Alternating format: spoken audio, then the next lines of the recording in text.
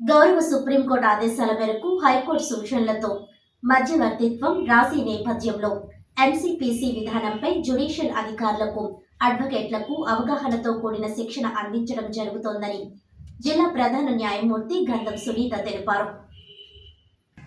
సోమవారం ఉదయం స్థానిక జిల్లా కోర్టు నందు జిల్లా లీగల్ సర్వీసెస్ అథారిటీ సమావేశ మందిరంలో సుప్రీంకోర్టు ఆదేశాల మేరకు మధ్యవర్తిత్వం మరియు రాజీ ప్రాజెక్ట్ కమిటీ ఎంసీపీసీ ఆధ్వర్యంలో జిల్లాలోని జ్యుడిషియల్ అధికారులకు, న్యాయవాదులకు మధ్యవర్తిత్వం యొక్క కాన్సెప్ట్ అండ్ టెక్నిక్లపై ఈ నెల 20వ తేదీ నుంచి 24వ తేదీ వరకు నిర్వహించనున్న శిక్షణ కార్యక్రమంలో జిల్లా జడ్జ్ శ్రీమతి గంధం సునీత ముఖ్య అతిథిగా పాల్గొని ప్రారంభించారు.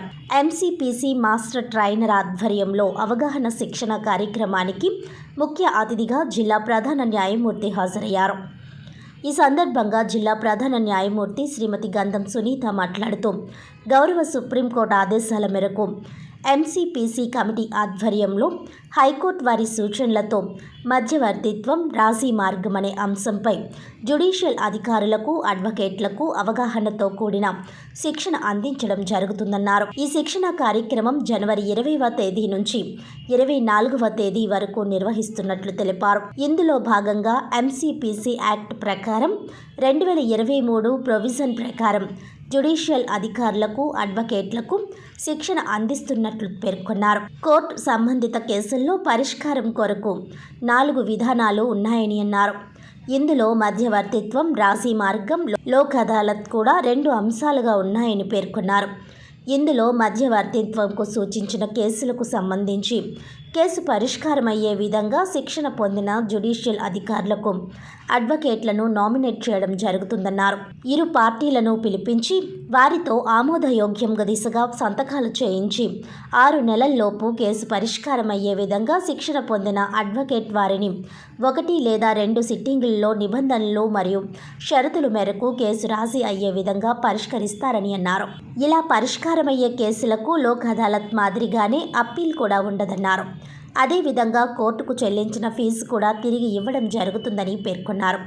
ఈ విధానం ద్వారా త్వరితగతిన కేసులు పరిష్కారమయ్యే అవకాశం ఉన్నందున గౌరవ హైకోర్టు వారి సూచనల మేరకు జ్యుడిషియల్ అధికారులకు, అడ్వకేట్లను నామినేట్ చేసిన కేసులను పరిష్కరించే విధంగా కృషి చేయడం జరుగుతుందన్నారు.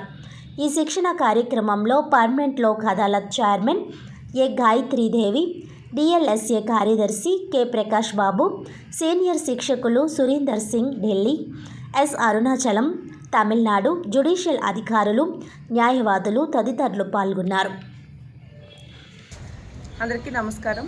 గౌరవ సుప్రీంకోర్టు వారి ఎంసీపీసీ నేతృత్వంలో మాకు మీడియేషన్ మీద ట్రైనింగ్ ఇవ్వమని చెప్పి ప్రతి రాష్ట్రాలకి అలాగే హైకోర్టు ద్వారా ఇన్స్ట్రక్షన్స్ ఇవ్వడం జరిగింది. దానిలో భాగంగానే మీడియేషన్ యాక్ట్ 2023లో ఉన్న ప్రావిజన్స్ని తీసుకుని స్పెల్స్ వైజ్ అంటే జ్యుడిషియల్ ఆఫీసర్స్కి అలాగే అడ్వకేట్స్కి ఈ మీడియేషన్ మధ్యవర్తిత్వం మీద ట్రైనింగ్ ఇవ్వడం జరుగుతుంది. మధ్యవర్తిత్వం అనేది ఏంటంటే మాకు 4 రకాలైనటువంటి ఆల్టర్నేటివ్ డిస్ప్యూట్ రెజల్యూషన్స్, కోర్టులో కేసు కంటెస్ట్ మీద డిస్పోజ్ చేసుకోవడమే కాకుండా కంటెస్ట్ లేకుండా ఎలాగ డిస్పోజ్ చేసుకోవచ్చు త్వరితగతిన అనేది 4 రకాలైన విధానాలు ఉన్నాయి. వాటిలోనే లోక్ అదాలత్, మీడియేషన్ అనేది కూడా 2 రకాలైన టైప్స్ ఆఫ్ ప్రాసెసెస్. దీనిలో ఏంటంటే మీడియేషన్కి రిఫర్ చేయదగిన కేసులన్నింటినీ కూడా ప్రతి జ్యుడిషియల్ ఆఫీసరు, అడ్వకేట్స్ ఐడెంటిఫై చేసి ఇద్దరు పార్టీస్ని పిలిపించి ఇద్దరి ఆమోదంతో మెమో తయారు చేయించి వాటి మీద అడ్వకేట్స్వి, పార్టీస్వి సంతకాలు పెట్టించి ఆ టైప్ ఆఫ్ కేసెస్ని కనుక మీడియేషన్ మీద ట్రైనింగ్ తీసుకున్న అడ్వకేట్స్ జ్యుడిషియల్ ఆఫీసర్స్కి రిఫర్ చేస్తే ఆ కేసెస్ని వాళ్ళు 6 మాసాల లోపు ఎప్పుడైనా కానీ స్పెల్స్ వైజ్ అడ్జోర్న్మెంట్స్ తీసుకుని వాళ్ళని సిట్టింగ్స్ పెట్టి అవసరమైతే సింగిల్ సిట్టింగ్స్ కానివ్వండి, డబుల్ సిట్టింగ్స్ కానివ్వండి అడ్వకేట్స్తో అలా పెట్టించి రాజీ చేసుకునే విధంగా కొన్ని టర్మ్స్ అండ్ కండిషన్స్ రాసుకొని మధ్యవర్తిత్వం ద్వారా కేసుని డిసైడ్ చేయడం జరుగుతుంది. దీనిపైన అప్పీల్ అనే అవకాశం కూడా ఉండదు లోక్ అదాలత్లానే. అలాగే కోర్ట్ ఫీజు కూడా వెనక్కి ఇవ్వబడుతుంది. దీనిలో రాజీ చేసుకున్న వ్యక్తులు ఏవైతే టర్మ్స్ అండ్ కండిషన్స్ రాసుకుంటారో అదే కేసు కాకుండా వాళ్ళ మధ్యన ఉన్నటువంటి వేరే కేసెస్ని కూడా ఈ రకంగా డిస్పోజ్ చేసుకునే అవకాశం ఉంటుంది. దీన్ని త్వరితగతిన చేసుకునే అవకాశం ఉంటుంది కాబట్టి ఈ టెక్నిక్స్ని ఈ మధ్యకాలంలో ఎక్కువగా ఇంప్లిమెంట్ చేయాలని చెప్పి మాకు హానరబుల్ హైకోర్టు వారు కూడా సర్క్యులర్స్ ఇచ్చున్నారు. ఆ సర్క్యులర్స్లో భాగంగానే మేము వాటిని ఇంప్లిమెంట్ చేస్తూ అలాగే ఈ ట్రైనింగ్ సెషన్స్ పొందిన వాళ్ళందరినీ నామినేట్ చేసి ఆ నామినేట్ చేసిన కేసెస్ని అక్కడికి రిఫర్ చేసుకుని డిస్పోజ్ చేసుకోవడం జరుగుతుంది. మంచిగా ఫ్రూట్ఫుల్గా మేము ఆ రిజల్ట్స్ అనేది తీసుకోవడం జరుగుతుంది.